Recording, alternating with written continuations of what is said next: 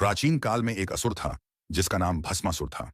वह बहुत कठोर तपस्या करने लगा और उसका लक्ष्य था भगवान भोलेनाथ से कोई असाधारण वरदान प्राप्त करना। भस्मासुर ने वर्षों तक कठोर तप किया। उसकी तपस्या से प्रसन्न होकर भगवान शिव उसके सामने प्रकट हुए और वर मांगने को कहा।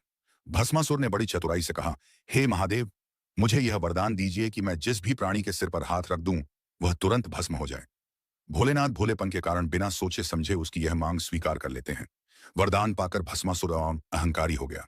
उसने अपनी शक्ति की परीक्षा लेने के लिए सोचा कि क्यों न स्वयं भगवान शिव पर ही इसका प्रयोग कर देखा जाए। उसने हंसते हुए भोलेनाथ से कहा, हे महादेव, अब मैं आप पर ही इस वरदान को आजमा कर देखूंगा। यह सुनकर भोलेनाथ चौंक उठे। भस्मासुर उनके पीछे दौड़ पड़ा और बार बार उनके सिर पर हाथ रखने का प्रयास करने लगा। भोलेनाथ भयभीत होकर इधर उधर भागने लगे। वे देवताओं के पास भी पहुंचे, पर किसी के पास उपाय न था। अंततः वे भगवान विष्णु के पास पहुंचे। विष्णु जी ने मोहिनी रूप धारण किया और भस्मासुर को मोहित कर लिया। मोहिनी ने नृत्य करते हुए भस्मासुर को भी वही क्रियाएं करने को कहा। भस्मासुर नृत्य में तल्लीन हो गया और अंत में मोहिनी की नकल करते हुए उसने स्वयं अपने ही सिर पर हाथ रख दिया। उसी क्षण वह भस्म होकर नष्ट हो गया।